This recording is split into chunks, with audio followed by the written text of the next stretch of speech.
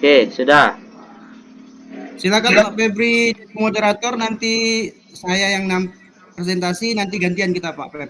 Oke, siap, siap, siap. Terima kasih Bapak atas waktu Ya. dan kesempatannya. Baik, Assalamualaikum warahmatullahi wabarakatuh. Waalaikumsalam warahmatullahi wabarakatuh. Alhamdulillah pada hari ini kita masih diberi kesempatan untuk dapat hadir dalam forum ini. Salawat beserta salam semoga tetap tercurahkan kepada junjungan kita Nabi Muhammad SAW. Oke, baik, pada hari ini saya dengan Pak Suparno akan berkolaborasi dengan Bapak Ibu Guru untuk menyampaikan beberapa hal tentang budaya positif yang akan kita laksanakan di sekolah kita masing-masing. Jadi ada beberapa hal kami di sini akan menyampaikan, akan membagi sedikit ilmu yang dapat kami bagikan. Jadi ada beberapa hal yang ingin kami sampaikan nanti tentang budaya positif, bagaimana membuat keyakinan kelas, terus merestitusi peserta didik dan yang lainnya. Nanti akan kami jelaskan bersama-sama. Mungkin bisa dilanjut Pak, apa saya apa Bapak yang dulu yang menyampaikan ini?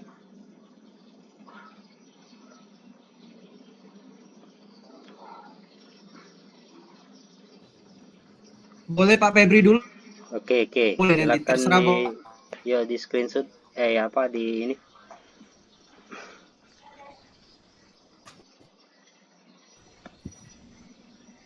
Presentasinya Pak.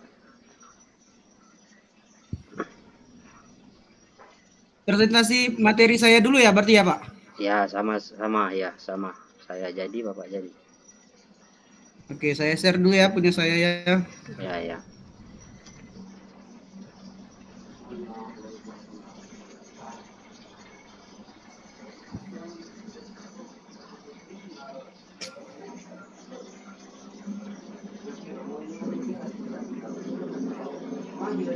Apakah sudah nyampe? Sudah Pak. Sudah ya, mungkin saya langsung dari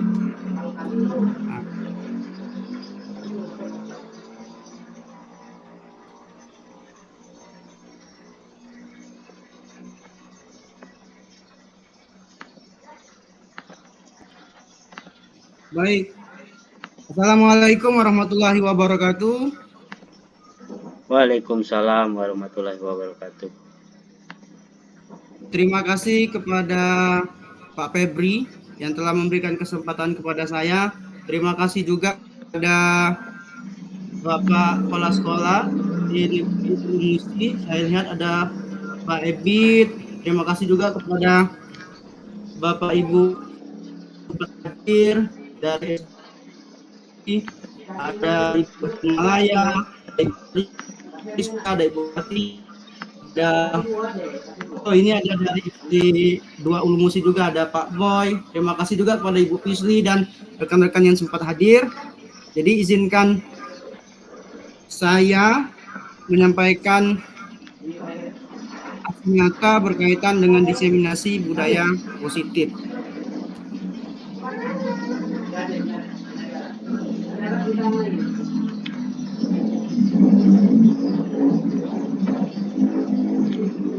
Budaya positif anak positif yang sangat mendukung dalam menciptakan pelajaran, karena dengan suasana yang positif murid dan guru akan menemukan suatu kondisi pembelajaran yang menyenangkan, sehingga proses pelajaran berjalan tanpa adanya suatu beban, akan tetapi menjadi suatu kebutuhan. Budaya positif adalah suatu kebiasaan di dalamnya mengandung sejumlah kegiatan yang mampu menumbuhkan karakter murid. Untuk mewujudkan budaya positif harus dilakukan sejak dini, mengingat dalam prosesnya membutuhkan waktu yang lama dan konsisten dari setiap stakeholder yang ada. Konsep inti budaya positif nanti mungkin saya akan menyampaikan sampai pada motivasi perilaku manusia, nanti akan dilanjutkan posisi kontrol, keyakinan kelas, dan segi tiga restitusi akan diteruskan oleh Pak Febri Murdani.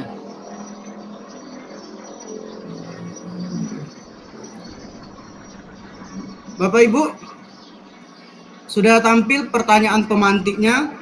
Hukuman dapat mendisiplinkan anak. Setuju apa tidak, Bapak Ibu? Setuju, Pak. Boleh ditulis di kolom tidak? Boleh ditulis dalam chat. Setuju apa tidak?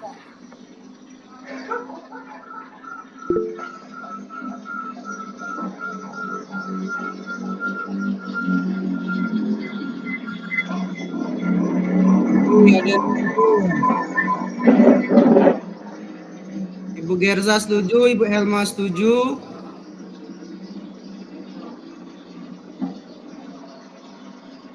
Kita tunggu dulu yang lain. Oh, ada juga ini tidak setuju. Baik. Yang kedua, pemberian hukuman dengan hal positif seperti membaca atau membersihkan halaman sekolah dapat meningkatkan disiplin anak. Setuju? Tidak, Bapak Ibu? Baik, lalu memberikan penghargaan dapat meningkatkan motivasi belajar anak. Setuju apa tidak? Baik, ada yang setuju, ada yang tidak. Jadi, kalau budaya positif, nanti kita akan terjawab pertanyaan pemantik ini, Bapak Ibu. Kaitan perlu atau benar tidak menghukum tersebut mendisiplinkan anak, atau juga penghargaan itu memang betul dapat meningkatkan motivasi belajar anak. Nanti kita lanjutkan dahulu. Pembelajaran paradigma baru yang sekarang, Bapak Ibu, pembelajaran yang memfokuskan peserta didik sebagai pusat dalam kegiatan pembelajaran. Melalui rancangan siklus yang berkesinambungan, pembelajaran paradigma baru memberi ruang yang lebih longgar pada pendidik dan penyusun perencanaan, serta merumuskan asesmen yang sesuai dengan kebutuhan peserta didik. Pembelajaran yang berorientasi pada penguatan kompetensi dan pengembangan karakter yang sesuai dengan dimensi profil. Ini yang paradigma pembelajaran baru yang sekarang, kurikulum merdeka, Bapak Ibu. Dan disiplin positif. Apa sih disiplin positif tersebut? Disiplin positif merupakan pendekatan anak untuk kontrol diri dan pembentukan kepercayaan diri. Disiplin positif menanamkan motivasi untuk menjadi orang yang mereka inginkan dan menghargai diri sendiri dengan nilai-nilai yang mereka percaya tanpa pengaruh adanya hukuman atau hadiah, sehingga berpengaruh pada motivasi intrinsik yang berdampak jangka panjang. Ini adalah disiplin positif, Bapak Ibu. Kemudian, jadi disiplin positif itu adalah suatu pendekatan untuk menerapkan disiplin dalam diri anak tanpa hukuman dan hadiah. Ini yang perlu kita garis bawahi, bahwa disiplin positif itu tanpa hukuman dan hadiah. Kalau kita lihat pertanyaan pemantik tadi, ada memberikan hukuman dapat mendisiplinkan anak, ada memberikan hadiah dapat memotivasi anak. Apakah betul? Ternyata tidak demikian. Disiplin positif itu adalah disiplin diri dalam diri anak tanpa hukuman dan hadiah. Nah, disiplin positif ini perlu diterapkan baik dalam lingkungan keluarga maupun lingkungan sekolah. Dengan menerapkan disiplin positif diharapkan tindak kekerasan dapat dihindari. Pendekatan disiplin positif bukan mengenai anak atau murid secara langsung, melainkan bagaimana cara orang dewasa yang memberikan dampak dan pengaruh positif kepada anak dan murid. Pendekatan disiplin positif menitik beratkan pendekatan yang positif tanpa kekerasan, memotivasi, merefleksi kesalahan, menghargai, membangun logika, dan bersifat jangka panjang. Inilah mengenai disiplin positif. Selanjutnya, menurut daripada teori dari kontrol, teori pilihan dari Dr. William Glasser, tentang disiplin positif itu dipengaruhi oleh yang pertama, kita perlu sadar Bapak Ibu, kita sebenarnya tidak bisa mengontrol orang lain, hanya Anda yang bisa mengontrol diri Anda. Jadi kita sebenarnya tidak bisa mengontrol anak kita tidak bisa mengontrol orang lain, tidak bisa. Yang bisa adalah hanya mereka sendiri. Selanjutnya, makna disiplin menurutnya adalah belajar kontrol diri mengenai menggali potensi diri agar tercapai tujuan mulia, yaitu sesuatu menjadi seseorang yang kita inginkan berdasarkan nilai-nilai yang kita hargai. Ini sebenarnya disiplin. Jadi belajar kontrol diri dengan menggali potensi kita masing-masing. Selanjutnya, teori motivasi dari Dr. William Glasser bahwa semua tindakan tersebut atau semua perilaku anak didik kita atau perilaku manusia itu memiliki tujuan, Bapak Ibu. Nah, tujuannya ini kita tidak tahu. Ada tujuannya ini berkaitan dengan motivasi daripada masing-masing manusia tersebut. Motivasinya itu bisa timbul dari ekstrinsik, bisa dari motivasi intrinsik. Yang ekstrinsik bisa kita lihat, Bapak, jika seorang itu yang pertama menghindari hukuman. Nah, kira-kira misalkan kalau kita datang ke sekolah itu dikarenakan takut dengan kepala sekolah atau takut dengan wakil kurikulum atau takut dengan wakil kesiswaan. Berarti Bapak Ibu, motivasi yang kita lakukan itu adalah motivasi dari ekstrinsik, bukan daripada dalam diri kita. Hanya menghindari hukuman atau ketidaknyamanan. Atau murid kita juga datang ke sekolah tepat waktu karena takut dengan Ibu Pisli, misalkan Ibu Pisli marah kalau ada muridnya yang datang terlambat. Kemudian yang kedua, motivasinya itu berdasarkan untuk mendapatkan imbalan. Nah, ini ya Bapak Ibu. Dari kalau kita lihat, ada nggak anak kita mau belajar, kalau belajar nanti dapat hadiah dari ayah atau ibunya. Atau kita dulu waktu kita lagi kecil Bapak Ibu, kita dijanjikan oleh orang tua kita kalau dapat ranking 1 nanti dibelikan sepeda misalkan. Berarti itu adalah motivasi daripada ekstrinsik atau eksternal, hanya ingin mengharapkan sepeda. Nah, perilaku yang memiliki tujuan tersebut sebaiknya adalah yang menghargai atau berasal dari diri sendiri. Itu adalah motivasi intrinsik. Jadi, kalau motivasi intrinsik itu berasal memang dari diri kita sendiri, maka akan muncul nilai-nilai kebajikan universal. Misalkan, mengapa sih saya harus datang sendiri ke sekolah tiap waktu, misalkan datang jam 7 sebelum bel berbunyi. Karena itu didasari diri bahwa saya misalkan ingin memberikan contoh yang terbaik bagi anak didik saya dan memang itu adalah tanggung jawab atau kewajiban saya sendiri. Baru nanti berkaitan dengan keyakinan kelas. Jadi kalau sudah berdasarkan nilai-nilai kebajikan universal, maka akan menciptakan keyakinan kelas yang dibuat bersama. Lalu berkaitan dengan 5 posisi kontrol yang dikatakan oleh Dr. William Glasser ini bahwa model berpikir menang-menang, kemudian kolaborasi dan konsensus, serta menciptakan pilihan-pilihan baru. Sehingga 5 posisi kontrol seorang guru atau kepala sekolah atau atasan di suatu organisasi itu ada 5 Bapak Ibu. Yang pertama posisi kontrol sebagai penghukum, kedua pembuat rasa bersalah, yang ketiga sebagai teman, yang keempat pemantau, yang kelima manajer. Nah, yang penghukum sepertinya banyak ya Bapak Ibu ya, dari kita biasanya posisi sebagai penghukum. Kalau yang pembuat rasa bersalah biasanya Bapak Ibu gurunya memberikan pemahaman kepada anaknya. Apakah kamu tidak kasihan kepada ibu? Diulangi terus. Kenapa sih membuat salah terus? Seperti itu. Jadi mereka merasa bersalah. Kemudian untuk posisi kontrol ini, Bapak, bisa diterapkan dengan cara segitiga restitusi.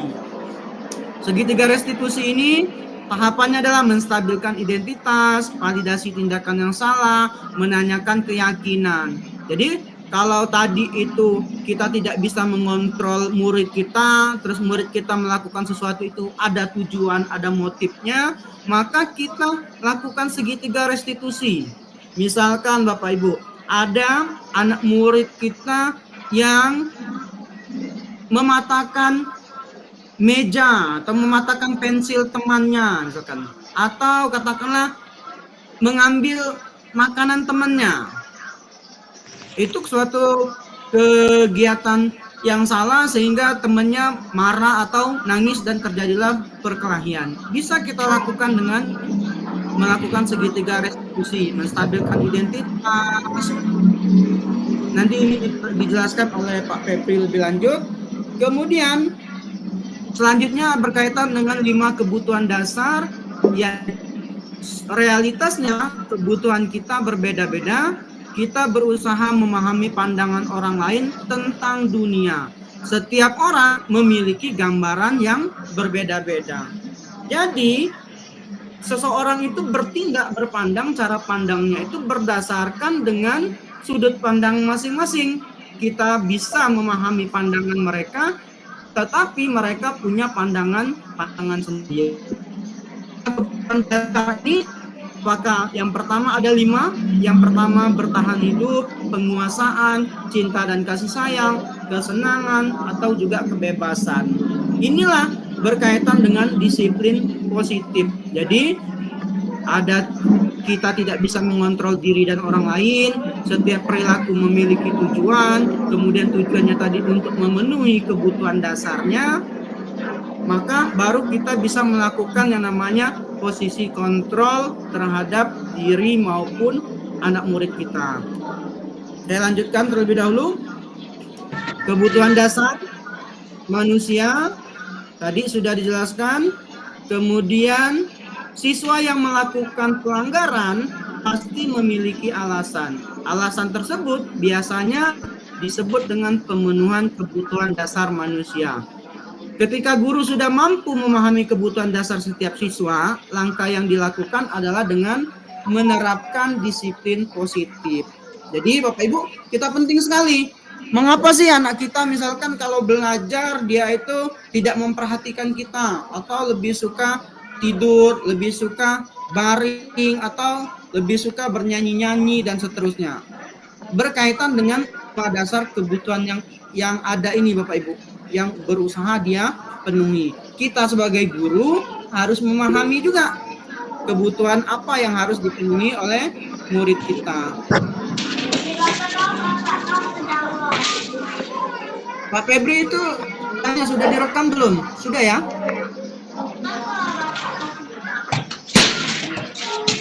Oke, baik-baik. Sudah. Bapak Ibu kalau mau bertanya atau boleh di kolom chat atau raise hand ya Bapak Ibu ya.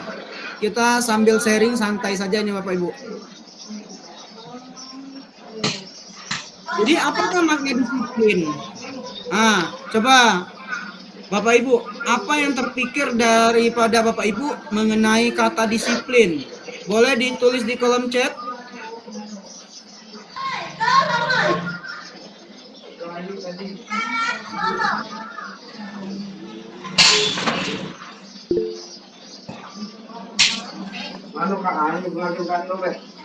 Oh, Ibu Helmalaya, taat aturan ya.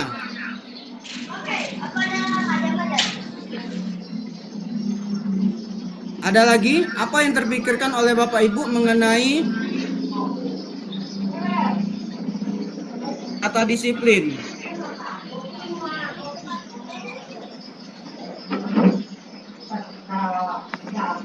Oke, taat aturan.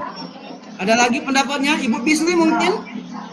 Apa Bu Pisli yang kalau menurut Ibu Pisli berkaitan dengan kata disiplin? Apa yang terlintas menurut Bu Pisli? Oke, kalau Ibu Gersa baik. Ibu Pisli bagaimana? Oke, mengikuti aturan.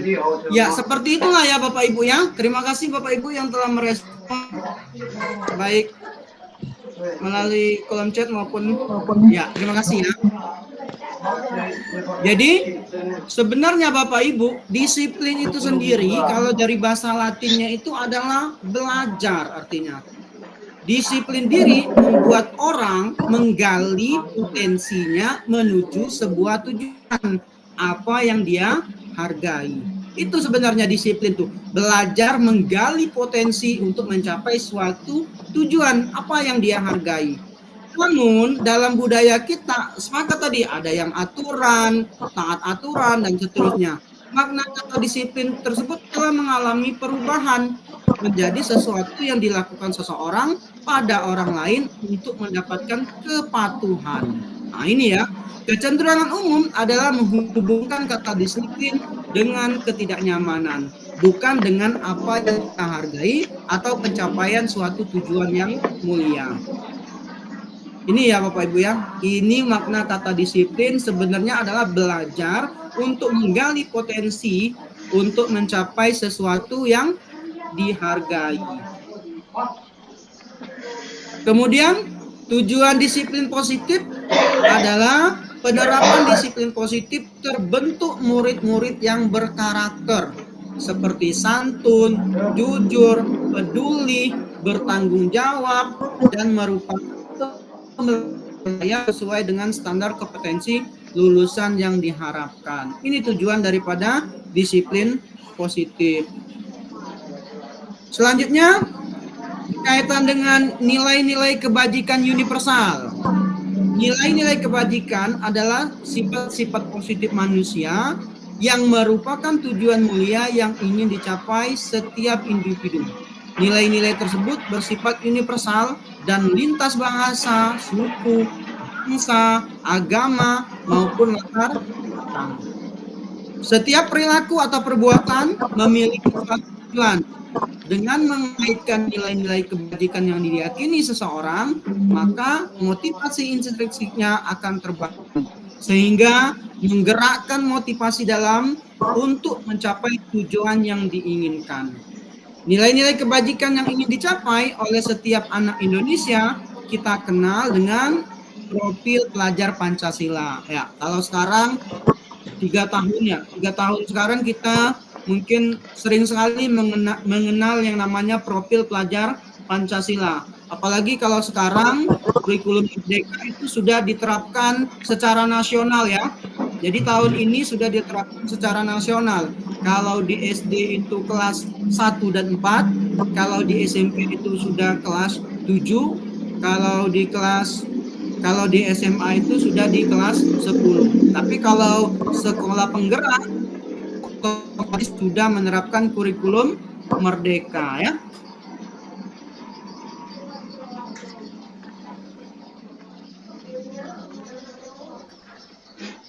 Jadi sudah.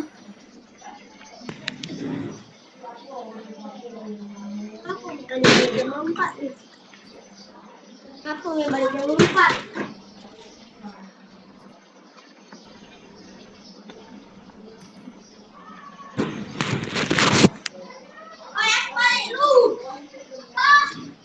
Oke, berkaitan dengan penghargaan tadi Bapak Ibu. Tadi ada juga pertanyaan penanti mengatakan apakah benar penghargaan itu bisa memberikan motivasi yang baik atau berdampak kepada kita?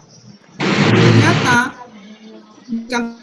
yang nilainya sama menghukum seseorang.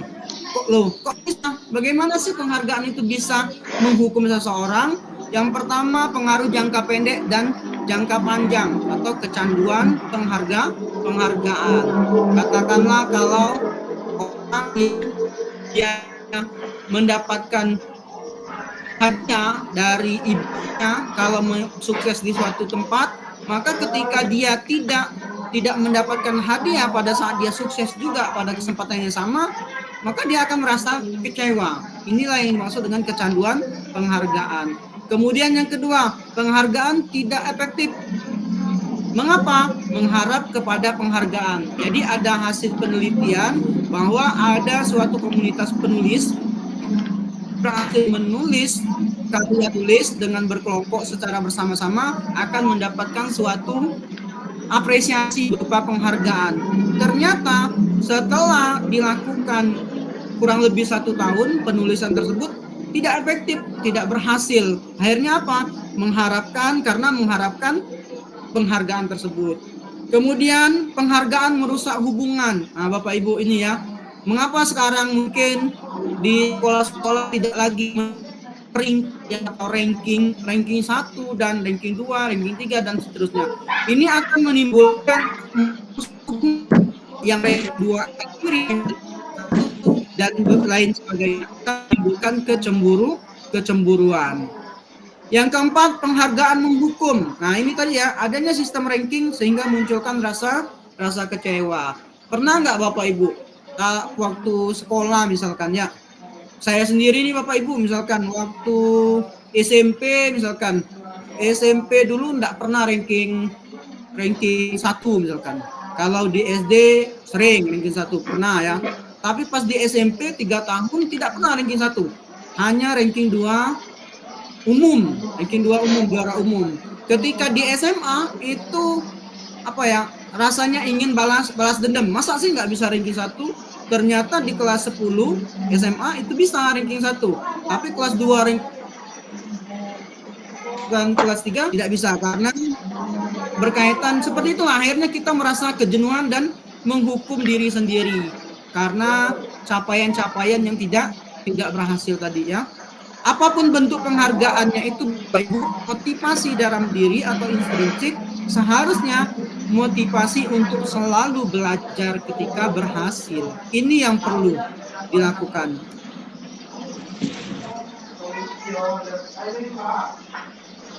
Nah, kira-kira bentuk dihukum oleh penghargaan apa yang bisa kita lakukan Bapak Ibu?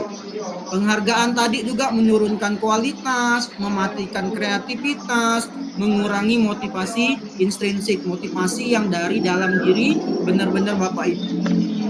Yang harus kita lakukan yang pertama, beri dukungan secara khusus, kemudian beri pengakuan secara pribadi, kemudian beri pengakuan kepada semua murid atau bergantian secara konsisten dan fokus pada proses. Mungkin dari saya kembalikan kepada moderator untuk meneruskan materi selanjutnya Pak Febri. Oke, baik.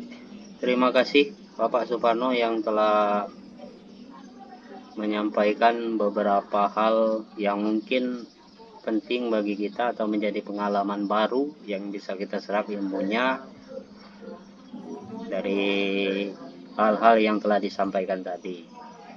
Terima kasih Bapak. Oke, selanjutnya sedikit Sama-sama, saya Pak. akan menyampaikan beberapa hal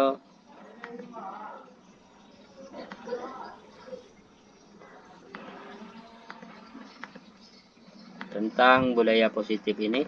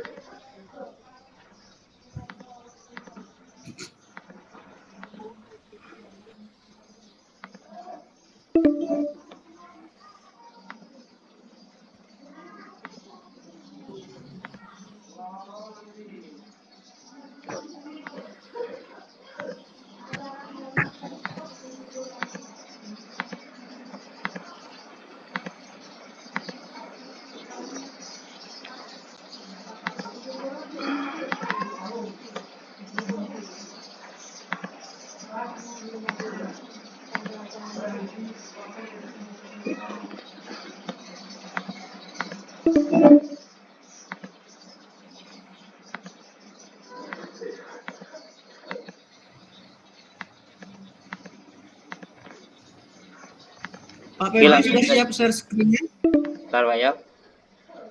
Ya.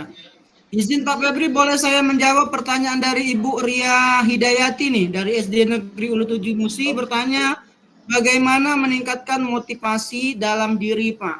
Oke, silakan Pak sambil saya melakukan screen ini yang saya silakan. Ya, baik. Untuk Ibu Ria, bagaimana meningkatkan motivasi dalam diri itu dengan cara yang pertama, kita harus mengetahui bahwa apa yang harus kita lakukan, karena kita inginnya apa tujuan tersebut. Jadi kan kita tadi sudah tahu bahwa motivasi tersebut diakibatkan karena seseorang tersebut berusaha yang pertama memenuhi kebutuhannya, kemudian dia memiliki tujuan atau motif, kemudian dia memaknai motivasi tersebut untuk dirinya. Nah, bagaimana cara menumbuhkan motivasi dari dalam diri? Yang pertama, kita sadari sepenuhnya apa tujuan yang ingin kita capai dari apa yang ingin kita lakukan tersebut. Misalkan Bapak Ibu, kita misalkan ingin diet nih Ibu Ria ya. Misalkan kita ingin diet, mengecilkan lingkar pinggang kita misalkan, atau mengecilkan badan kita. Kalau itu motivasi dari diri kita, kalau kita beranggapan bahwa kita ingin sehat, kita ingin merasakan tubuh kita lebih fit lagi, kita ingin beraktivitas dengan nyaman, kita ingin menggunakan baju bisa ukuran apa saja, yang memang mendorong diri kita untuk melakukan kegiatan. Bagaimana kita bisa melakukan tersebut? Bisa dengan mengurangi konsumsi. Nah, misalkan hari ini kita makannya 2 kali, misalkan untuk makan malam tidak dilakukan. Ini dilakukan dengan konsisten. Kalau kita sudah tahu tujuannya, terus manfaatnya memang dari diri kita, maka kita akan komitmen untuk melakukan kegiatan aktivitas sehat tersebut, untuk tidak makan malam, misalkan terus melakukan olahraga satu hari itu misalkan 30 menit dan seterusnya. Jadi, Bu Ria, kalau memang itu motivasi dalam diri kita, itu kita tahu bahwa kita melakukan tersebut tuh apa sih, ngapain sih? Tidak karena orang lain, tapi kita melakukan itu atas dasar memang kebutuhan diri kita, memenuhi kebutuhan dasar kita dan seterusnya. Saya rasa itu tanggapan dari saya. Bagaimana Ibu Ria Hidayati?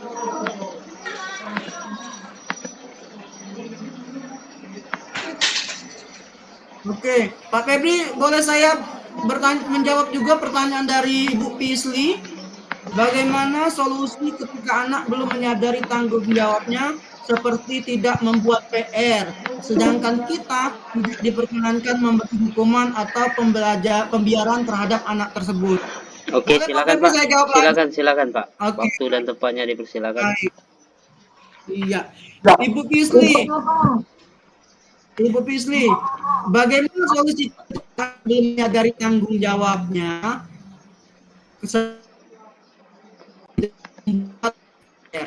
Yang berdasarkan teori dari Dr. William Glasser tadi, yang pertama kita harus tahu dulu Bapak Ibu, apa sih kebutuhan apa yang ingin dipenuhi oleh anak tersebut. Setelah kebutuhannya kita ketahui, kebutuhannya tadi ada 5. 1, bertahan hidup. 2, penguasaan. 3, cinta dan kasih sayang. 4, kebebasan. Yang kelima adalah kesenangan.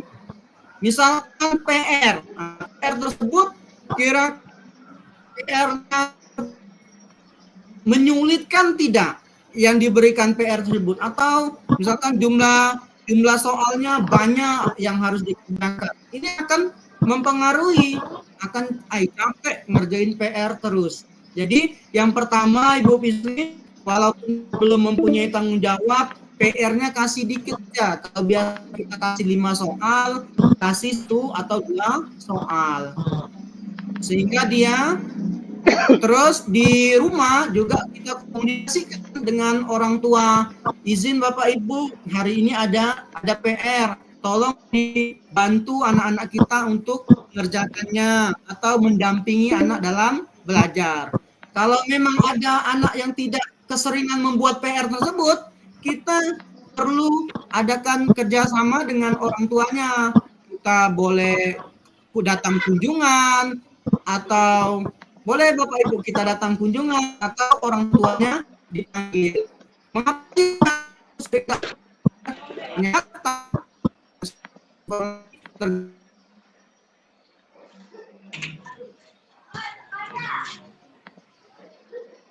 belajar adiknya sibuk bermain, menghidupkan TV yang sangat besar hingga dia tidak bisa fokus mengerjakan PR-nya. Jadi seperti itu Ibu Pislia. Jadi yang pertama adalah kita tahu dulu kebutuhan dasar apa yang ingin dipenuhinya, kemudian apa sih motif atau perilaku yang ingin dia lakukan tersebut sehingga tidak sering buat PR. Jangan-jangan dia ingin cuma cari perhatian Ibu Pisli saja karena senang kalau dinasihati oleh Ibu Pisli. Seperti itu Ibu Pisli. Bagaimana Ibu Pisli?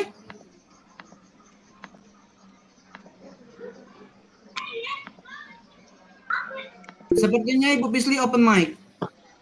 Oh oke, baik. Terima kasih Ibu Pisli ya. Baik Pak Febri, saya kembalikan kepada Pak Febri. Oke, terima kasih Pak atas waktu dan apa yang telah dijelaskan. Mudah-mudahan bisa dipahami oleh semua. Oke, jadi ini tadi kita langsung saja karena screenshot ini mungkin karena direkam ini mungkin dia tidak ini mau menampilkan layar.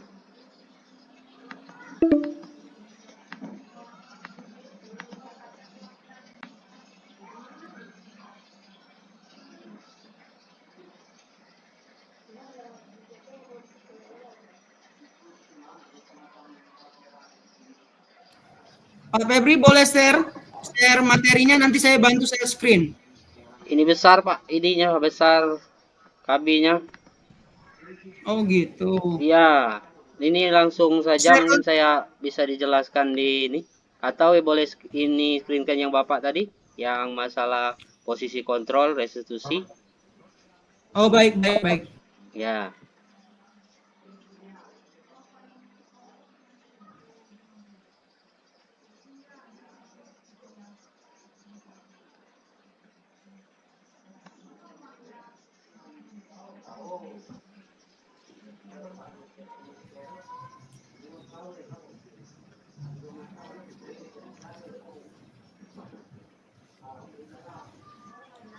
Apakah sudah muncul?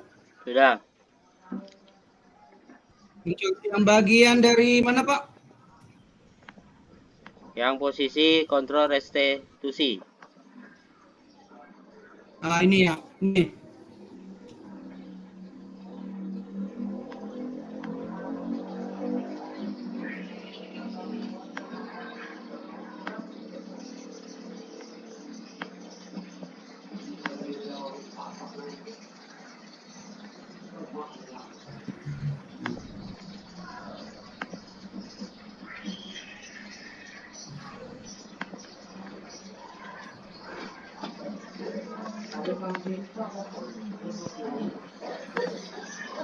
Silakan Pak Febri. Oke. Terima kasih Bapak Sumpano yang telah membantu. Mungkin kendala karena direkam ini, mungkin ada sedikit kendala teknis. Baik Bapak Ibu, sekarang posisi saya akan menjelaskan bagaimana posisi kontrol yang mempelajari teknik strategi untuk mengatur tingkah laku manusia untuk berperilaku dan bersikap sesuai dengan norma dan nilai. Jadi nilai itu nilai yang kita yakini semua bahwa nilai itu benar, bahwa nilai itu baik, bahwa nilai itu tidak baik. Jadi nilai yang berlaku maksudnya di sini itu nilai yang kita yakini. Yakini bahwa itu baik, bahwa itu benar, bahwa itu tidak baik. Jadi ada 5 posisi kontrol guru di sini. Yang pertama itu sebagai penghukum. Jadi penghukum ini posisi di sini guru itu memberi hukuman atas perilaku atau tingkah laku yang dibuat oleh siswa. Jadi guru menghukum.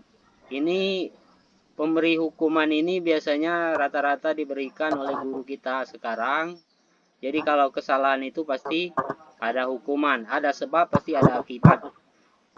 Jadi ini posisi kontrol yang pertama. Yang kedua itu membuat rasa bersalah. Dalam hal ini kebanyakan dari kita termasuk saya dan Bapak Suparno mungkin belum bisa menghilangkan, tapi sedikit-sedikit kami sudah memahami 5 posisi kontrol ini. Membuat rasa bersalah. Pasti kita pernah membuat siswa itu rasa bersalah. Seperti kamu tahu perbuatan kamu itu salah. Seharusnya kamu seperti ini. Jadi posisi pembuat rasa bersalah itu yang sering sekali kita ucapkan kepada murid atau si yang membuat kesalahan tadi. Yang kedua itu teman.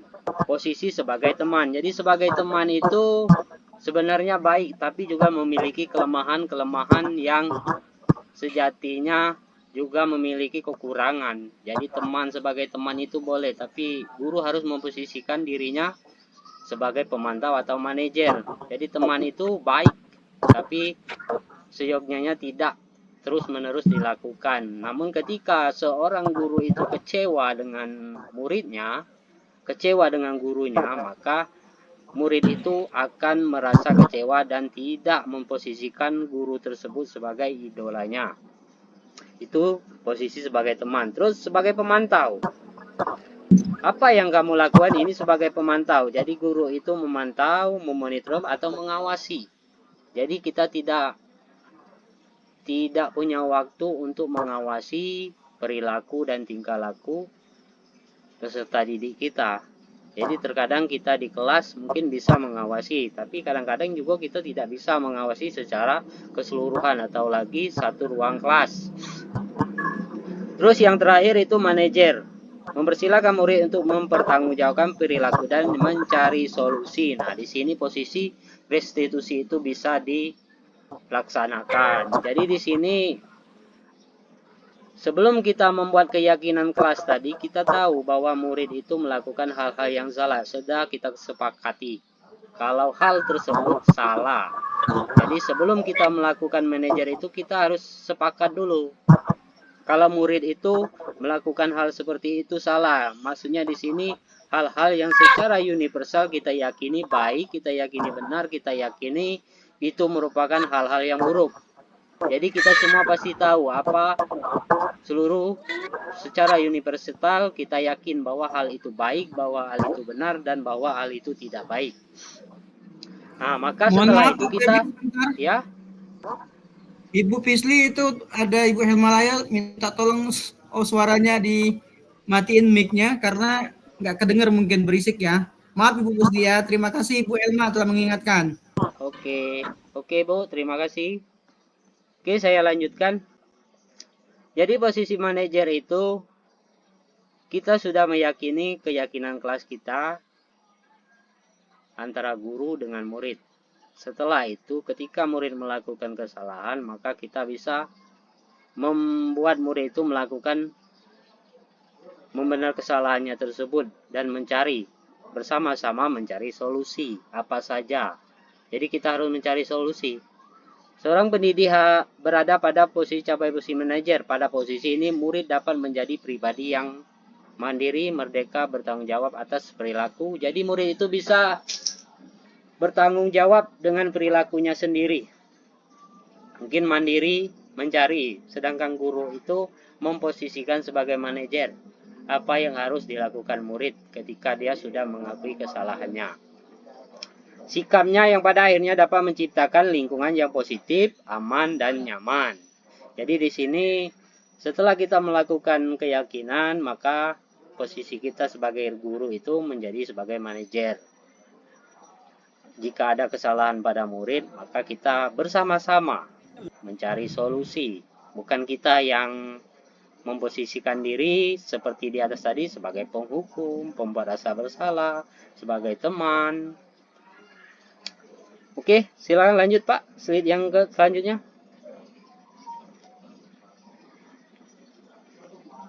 Nah, ini contoh pernyataan dari posisi kontrol. Pernyataan. Saya kecewa sekali dengan kamu. Nah, ini sering kita sebutkan. Saya kecewa. Saya kecil hati kalau bahasa gitu. Ini membuat rasa bersalah. Kamu tidak benar-benar melakukannya. Ayolah lakukan demi ibu dan bapak. Ini posisi sebagai teman. Jadi sebagai teman, murid itu melakukan sesuai dengan apa yang gurunya buat. Jadi murid itu menyukai guru, maka otomatis dia akan melakukan apapun yang diberikan oleh guru. Jadi di sini posisi sebagai teman. Apakah kamu mau mendapatkan stiker bintang atau hari ini? Nah, ini pemantau. Jadi pemantau itu kita memberikan hal-hal stimulus atau stimulus respon kepada murid untuk dia bisa berbuat baik. Jadi ini tadi pemberian hadiah atau pemantau tadi. Terus yang manajer itu bagaimana kamu bisa menyelesaikan masalah ini? Nah, ini yang penting. Bagaimana kita bisa menyelesaikan masalah ini? Apakah hal tersebut salah? Itu adalah hal-hal posisi sebagai manajer. Apa yang telah kita yakini tadi kita pertanyakan lagi kepada murid. Lanjut, Pak.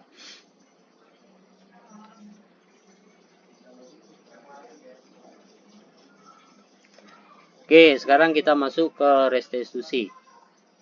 Jadi restitusi itu menciptakan kondisi bagi murid untuk memperbaiki kesalahan mereka, sehingga mereka kembali pada kelompok dengan karakter yang lebih kuat. Jadi restitusi itu tujuannya menciptakan kondisi bagi murid supaya dia memperbaiki kesalahan yang dia lakukan.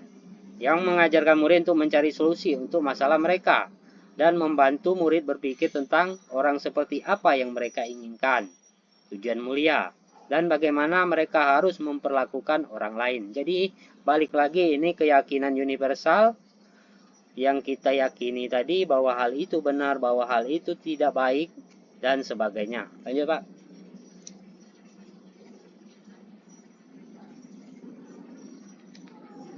Ciri-ciri restitusi. Restitusi itu bukan untuk menebus kesalahan, namun belajar dari kesalahan. Seperti pertanyaan, semua manusia pasti melakukan kesalahan. Jadi itu pertanyaan. Sebagai manusia kita pasti berbuat kesalahan. Memperbaiki hubungan. Tawaran bukan paksaan. Jadi bukan paksaan, ini tawaran. Bagaimana kamu bisa memperbaiki apa yang ingin kamu lakukan agar bisa memperbaiki hal tersebut. Jadi bukan paksaan. Kamu harus minta maaf karena itu kamu yang salah. Jadi itu bukan bagian dari restitusi. Menuntun untuk melihat ke dalam diri. Dari dalam diri itu kembali lagi nilai apa yang murid yakini bahwa itu benar. Nilai apa yang diyakini oleh guru bahwa itu benar, bahwa itu salah, bahwa itu tidak baik, bahwa itu baik.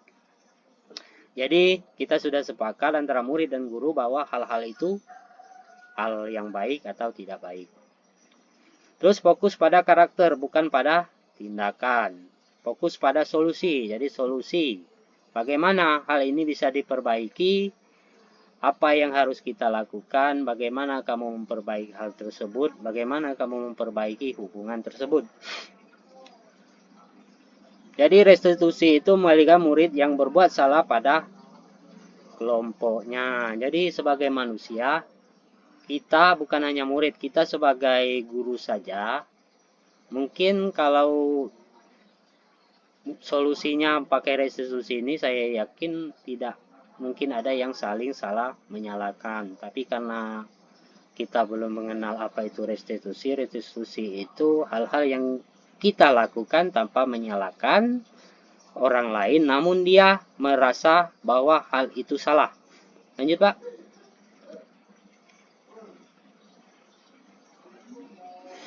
Nah, ini segitiga restitusi. Yang pertama itu validasi tindakan yang salah, menanyakan keyakinan, itu menstabilkan validasi yang salah dan menanyakan keyakinan. Oke, kamu tentu punya alasan mengapa kamu melakukan hal tersebut. Jadi di sini kita menstabilkan identitas murid dulu. Adakah cara yang lebih efektif untuk mendapatkan apa yang kamu butuhkan? Keyakinan kelas apa yang telah kita sepakati? Jadi sebelum melakukan restitusi itu kita harus membuat keyakinan kelas atau keyakinan sekolah. Termasuk keyakinan kelas itu apa saja yang kita yakini bersama-sama bahwa hal itu benar, bahwa hal itu salah. Kamu ingin menjadi orang seperti apa?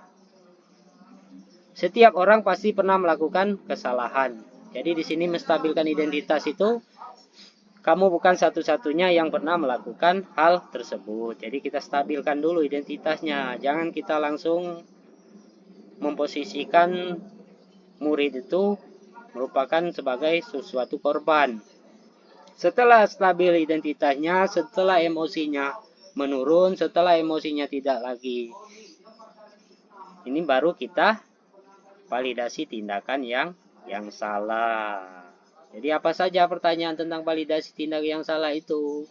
Kamu tentu punya alasan. Jadi kembali lagi kebutuhan, apa yang disampaikan Pak Parno tadi, apa sih alasan murid itu melakukan sesuatu? Oh, mungkin dia ingin diperhatikan, mungkin dia kekurang kasih sayang. Jadi itu validasi tindakan yang salah. Harusnya kamu tidak seperti ini kalau kamu ingin mencari perhatian. Adakah cara yang lebih efektif? Apa yang kamu butuhkan? Ini banyak yang harus dilakukan. Terus menanyakan keyakinan, kita tanyakan lagi keyakinan. Keyakinan apa yang telah kita sepakati?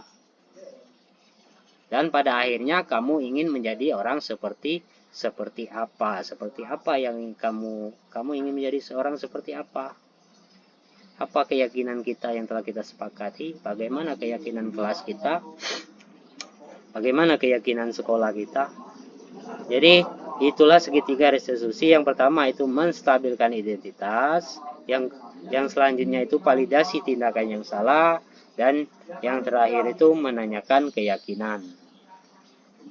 Oke, lanjut Pak.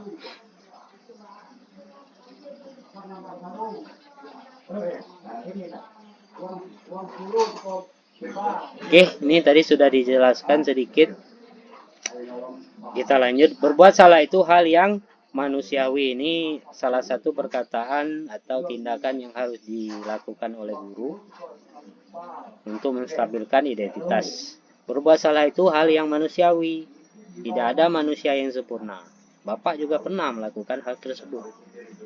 Kita bisa menyelesaikan masalah ini. Tidak. Bapak Ibu tidak tertarik mencari tahu siapa yang salah dan siapa yang... Nah, ini poin pentingnya. Jadi Bapak Ibu tidak tertarik untuk mencari tahu siapa yang benar dan siapa yang salah. Jadi guru itu harus, ini pertanyaan ini, untuk menyelesaikan masalah, bukan mencari siapa yang benar dan siapa yang salah. Kalau kamu menyalahkan dirimu sendiri terus-menerus, apakah kamu bersikap baik pada dirimu? Oke, jadi yang poin penting itu, guru itu bukan mencari kesalahan, bukan mencari pembenaran, tapi ingin menyelesaikan permasalahan. Lanjut Pak.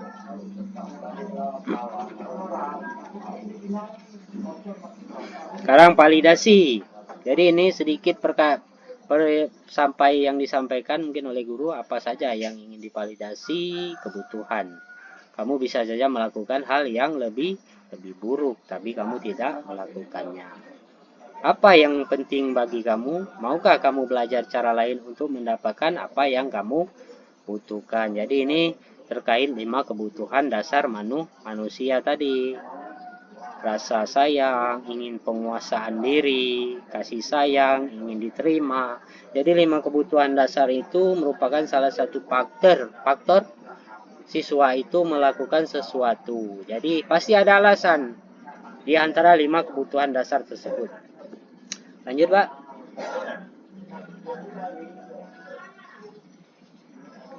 Terus yang terakhir itu menanyakan keyakinan. Apakah nilai yang kita percaya di kelas sekolah kita? Nah, ini tadi terkait dengan apa yang telah kita sepakati dengan murid, nilai-nilai yang telah kita yakini. Jadi nilai apa saja yang telah kita yakini bersama-sama dengan murid. Bahwa secara universal itu benar, itu salah. Nilai universal apa yang telah kita sepakati? Kelas yang ideal seperti apa? Yang ideal seperti apa sih?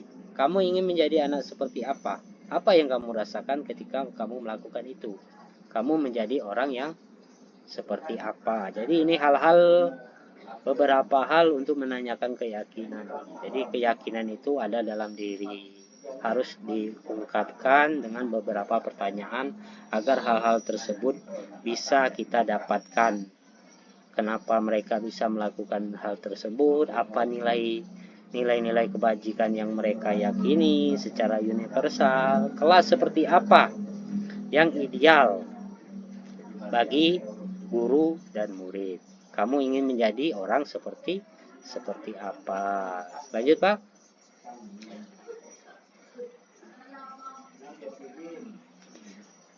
Oke, ini sedikit hukuman, konsekuensi, dan restitusi. Jadi setiap hukuman pasti ada konsekuensinya. Itu biasanya. Melakukan hukuman atau hukuman, kalau hukuman itu dilakukan secara spontan. Jadi belum diingatkan oleh guru. Jadi hukuman negatif. Kalau konsekuensi itu biasanya ketika murid pernah melakukan hal tersebut, maka guru memberi aba-aba, memberi masukan. Jika kamu melakukan hal tersebut, maka konsekuensinya seperti ini. Jadi konsekuensi hukuman itu berbeda. Kalau hukuman itu mungkin secara natural, belum diingatkan, belum dilakukan, jadi guru langsung memberikan hukuman. Kalau konsekuensi itu hal-hal yang pernah terjadi, namun jika diulang lagi maka konsekuensinya adalah ini. Terus restitusi. Restitusi itu merupakan pilihan dalam waktu jangka panjang. Korban mendapat ganti murid untuk mendapatkan penguatan. Masalah terpecahkan, murid belajar bertanggung jawab. Fokus pada pemecahan masalah. Jadi ada berapa tadi yang kita sampaikan, apa yang kamu yakini, apa yang bisa lakukan untuk memperbaiki masalah, murid menghormati dirinya dan orang lain. Jadi itulah perbedaan antara hukuman, konsekuensi, dan restitusi. Mungkin sedikit. Lanjut, Pak. Oke, terima kasih.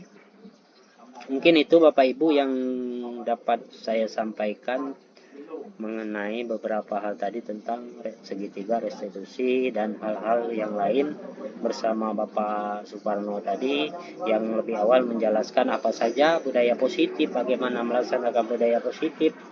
Jadi hal tersebut mudah-mudahan bisa memberikan sedikit ilmu kepada Bapak Ibu untuk mempraktekannya di sekolah masing-masing.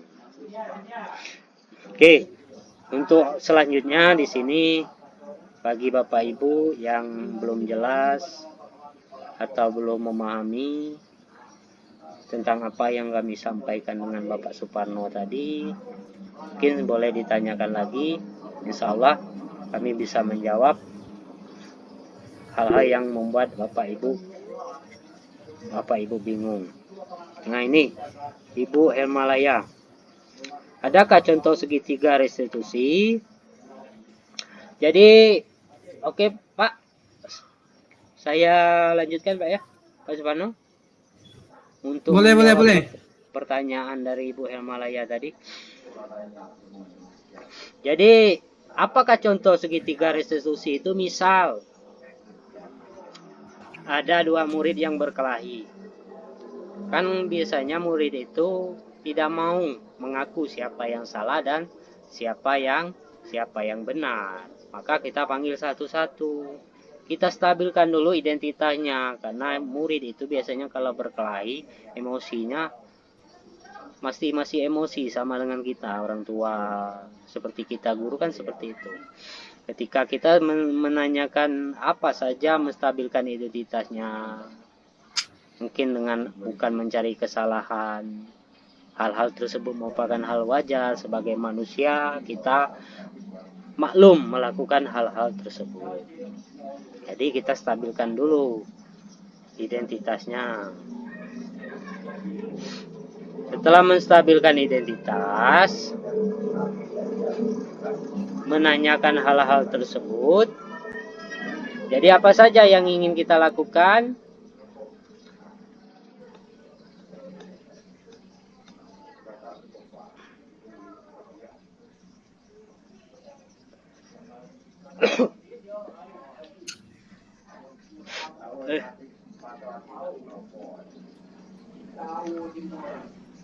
Bentar, Pak. Pak Febri, mungkin saya coba izin menampilkan video daripada contoh segitiga restitusi. Ini pertanyaan dari Ibu Helmalaya dari SD Negeri 7 Lumusi ya, dari sekolah silakan, saya. Pak. Mungkin lebih baik itu, Pak. Ya, sambil Biar lebih ya, paham. sebentar ya. Oke.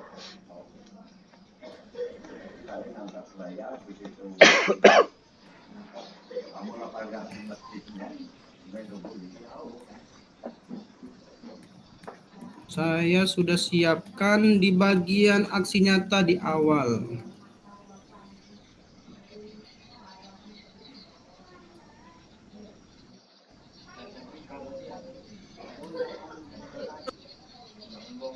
Nah, ini, Bu.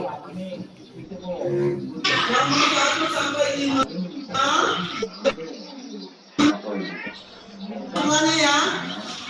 Oke.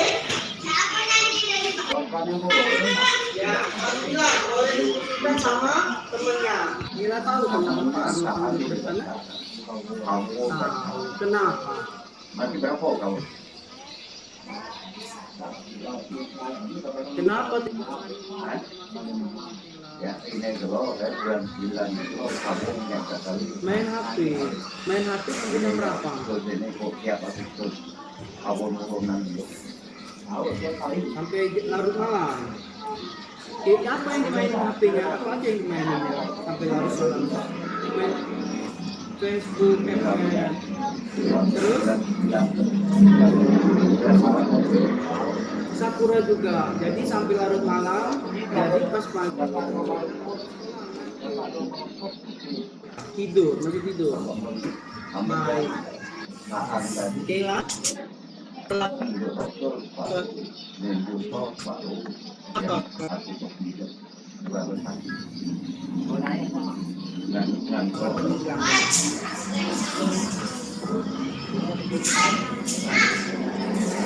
Oke, jadi Kela telah melakukan kesepakatan kelas kita pergi ke sekolah tiap hari dengan semangat. Baik. Pak Arno ingatkan Kela.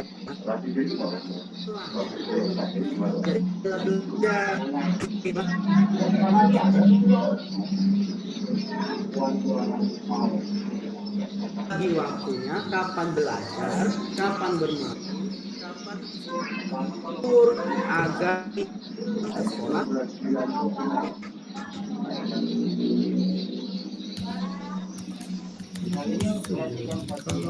Ya, kira-kira Kela, usaha Kela apa agar bisa datang ke sekolah tepat waktu? Membuat alarm. Oke, apa lagi?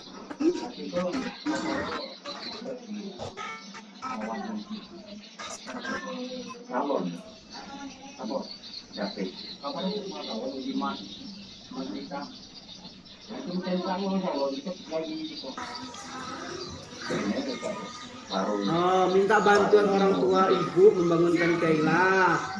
Terus kalau penggunaan HP-nya perlu nggak dibatasi? Kira-kira Kela mau membatasi diri main HP-nya sampai jam berapa? Sampai jam 8. Habis jam 8 istirahat untuk tidur ya. Oke, setuju? Baik, Pak Arno hargai usaha Kela. Kita besok semangat datangnya tepat waktu. Oke?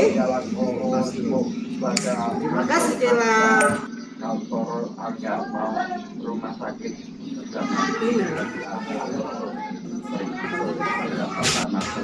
Kenapa? Baik, itu Bapak Ibu contoh daripada segitiga restitusi. Saya kembalikan kepada Pak Febri.